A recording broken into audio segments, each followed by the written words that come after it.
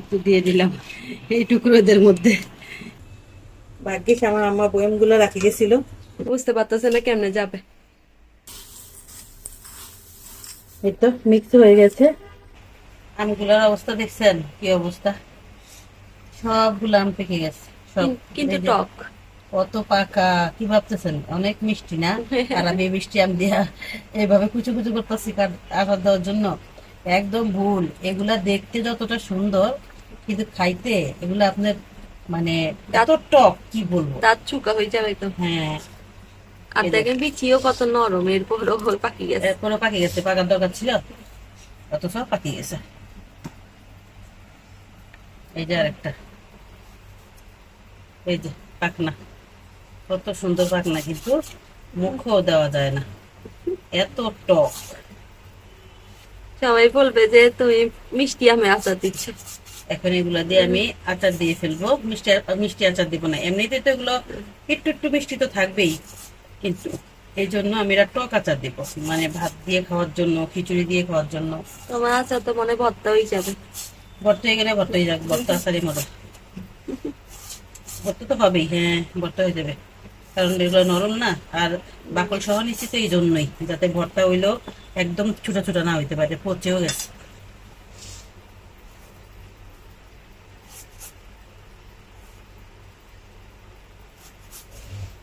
আমরা আবার খিচুড়ি ভাতের মানে অনেক সময় ডাল ভাত খাইলে, খিচুড়ি খাইলে আচার ছাড়া খাইতে পারি না। আচার আমাদের অনেক প্রিয়। অন্যান্য বার আচার তো আমার আম্মাই দিত, কিন্তু এবার আমার আম্মা আচার দেয় নাই।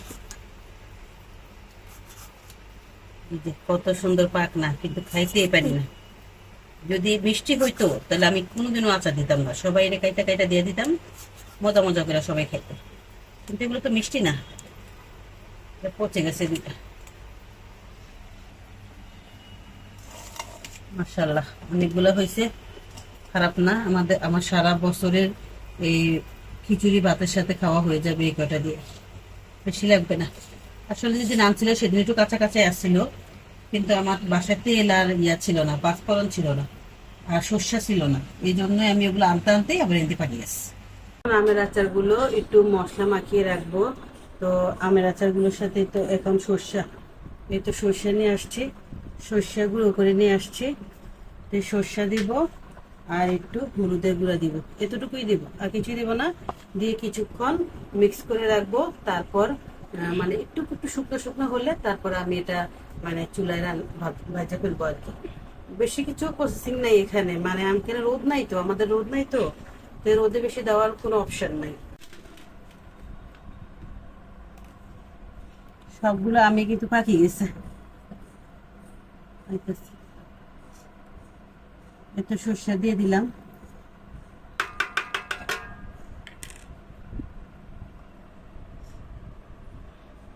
আর একটু হলুদের গুঁড়া দিলাম, মরিচের গুঁড়াও দিই। এবার এগুলো সবগুলো এই যে মাখিয়ে রাখবো। কালো শসাটা পাইনি, পাইছি এই সাদা শসাটা, মানে একটু হলুদ কালার শসা যেটা ওটা পাইছি। সাদা সরষের স্বাদ বেশি।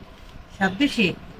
আহ, তো এখন এভাবে মেখে আমার টেবিলের সামনে একটু রোদ আসে, ওখানেই আপাতত দিয়ে রাখবো, মানে অল্প একটু রোদে দিয়ে রাখবো আর কি।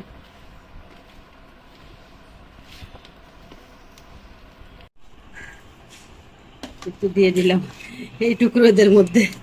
কিছু করার নেই আসলে, ছাদে নিয়ে দিলে ওখান থেকে মানে কিছু মরা টলা পড়বে, তারপর আবার ওগুলো পাহারা দেওয়া লাগবে, এত ঝামেলা কে করে।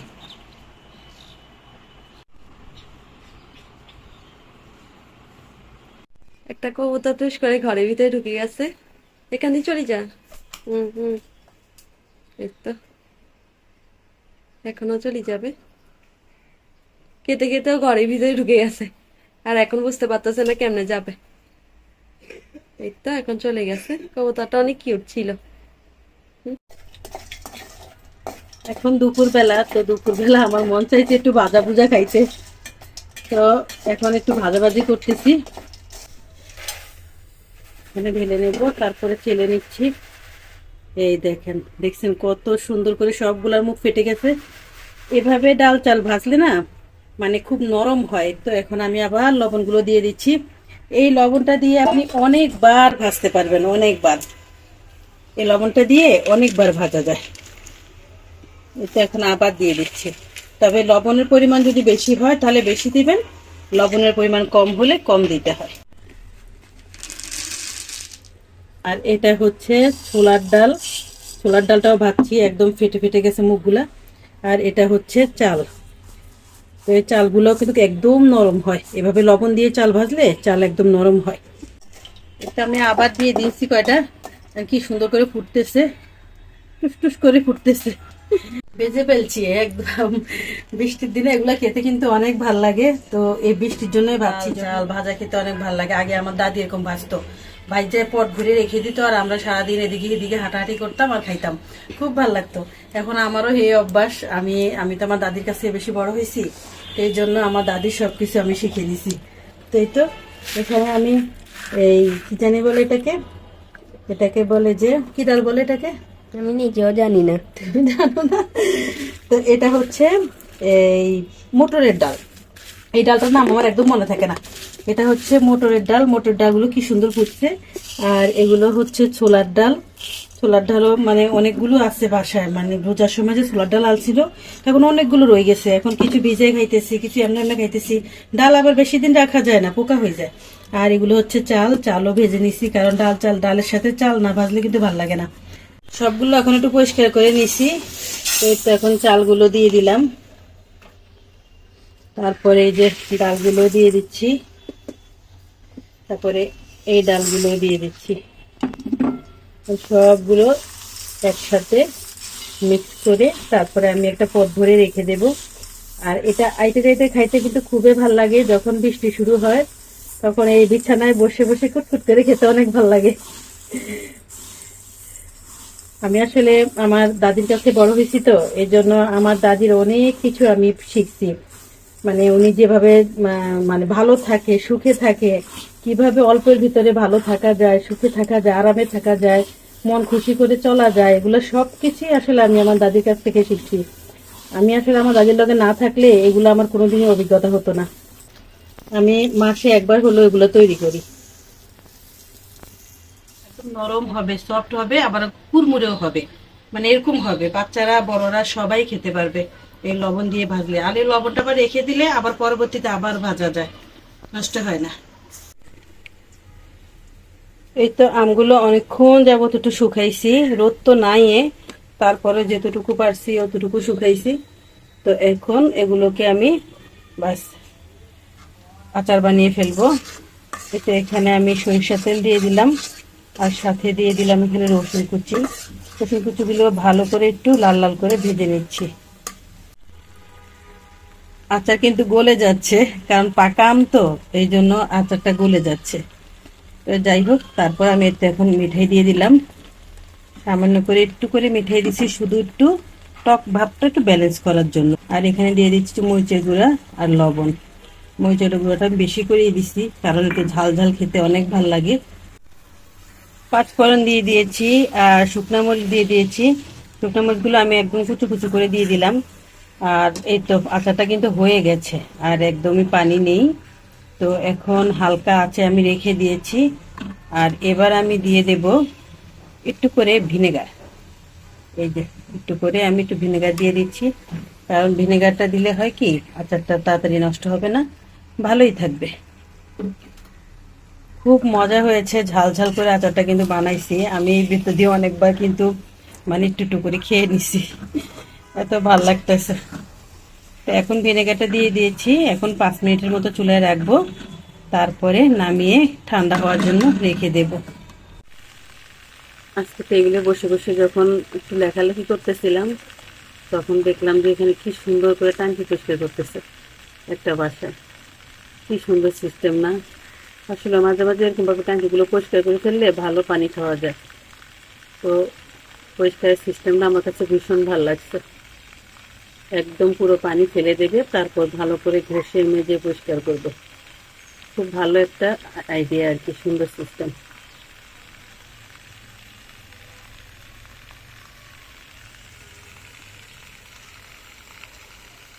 আচারটা তৈরি হয়ে গেছে, ঠান্ডাও হয়ে গেছে। এখন আমি বয়ামে ঢুকিয়ে দেব। আর একদম গালা গালা হয়ে গেছে, কিন্তু পারফেক্ট হয়েছে। আমার আগের একটা আচারে বয়ামে ঢুকিয়ে দেব। এই কয়েকদিন আগে আচারটা শেষ হয়েছে, মানে বেশি দিন হয়নি, তো ভাবছি এই বয়ামটাতে ঢুকিয়ে দিই।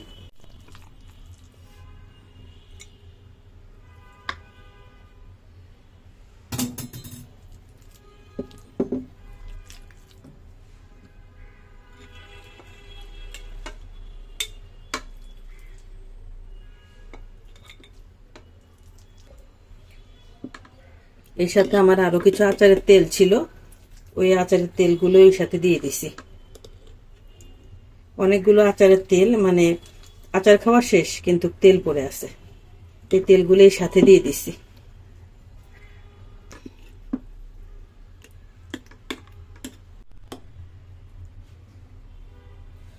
যা সরিষার তেল ছিল সব শেষ করে ফেলছি। এখন একটু করে সরিষার তেল আছে, এগুলো উপর দিয়ে দিয়ে দিচ্ছি। আরো সরিষার তেল আনতে হবে, কারণ একটা বয়ম করব তো তো তখন আরো সরিষার তেল আনতে হবে, তখন বেশি করে সরিষার তেল দিয়ে রাখবো। এভাবে যদি আচারের উপরে ভাসা ভাসা সরিষার তেল থাকে তাহলে আচার কখনো নষ্ট হয় না। মাশাল্লাহ, ভাবছি তো মাত্র এক বয়ম হবে, এখন দেখি এক বয়মের জায়গায় মনে হয় 2-3 বয়ম হবে। এই তো আরেকটা বয়ম নিয়ে আসছি। তো এই দুটোটা বয়মে কিন্তু আমার আম্মার বয়ম, কারণ আমার আম্মা আচার দিছিল যে বয়ম সহ আচার নিয়ে আসছে, আর বয়মগুলো আর নেওয়া হয়নি। তো বয়মগুলো আমার কাছেই রয়ে গেছে, তো এই জন্য এখন এই বয়মগুলোতে আমি আচার রাখি। আমার কাছে কোনো কোনো মানে কাচের বয়ম নেই, আমি আসলে আচার দেই না, তো এই জন্য আমার কাছে কাচের বয়ম থাকে না। তো আমার আম্মার বয়মগুলো আমি যত্ন করে রেখে দিছিলাম। তো একটা হচ্ছে এই যে এটাতে তো ঢুকাইলাম আচার, এই যে পুরাটা পুরাই ফেলছি। আর এখন এটাতে ঢুকাবো।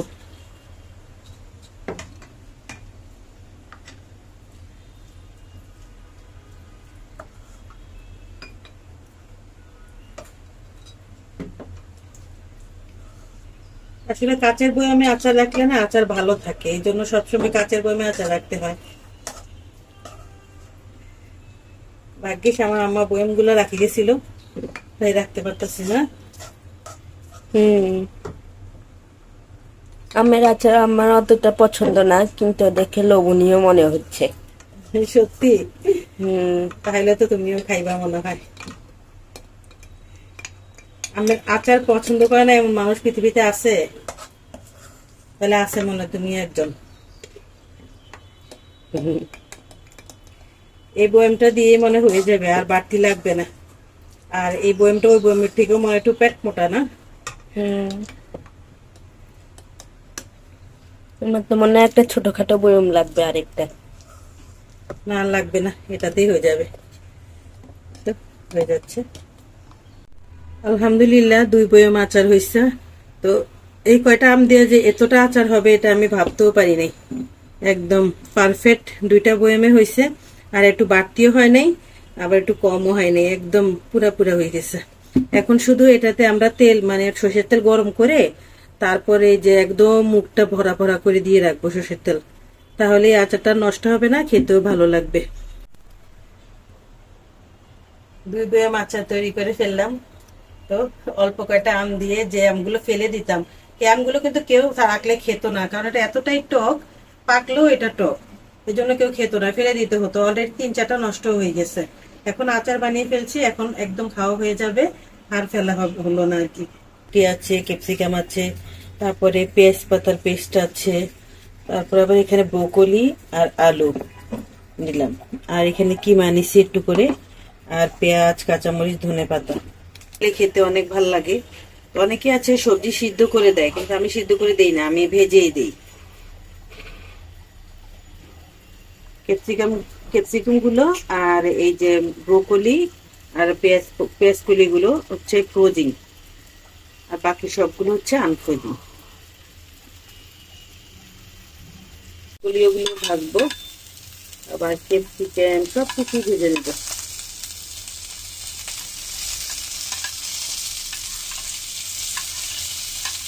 একসাথে সব ভেজে নিয়েছি, আর এবার নুডলসটা দিয়ে দিলাম।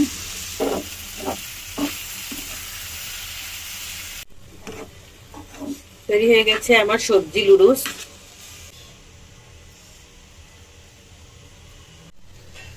কালকে তিশার পরীক্ষা, তো ও পড়তেছে। তো এখন নুডলসটা বানাই নিচ্ছি, এখন সবাই খুশি হবে, কারণ এই বিকেল বেলা নুডলস নাস্তাটা না ওরা ওরা সবাই পছন্দ করে।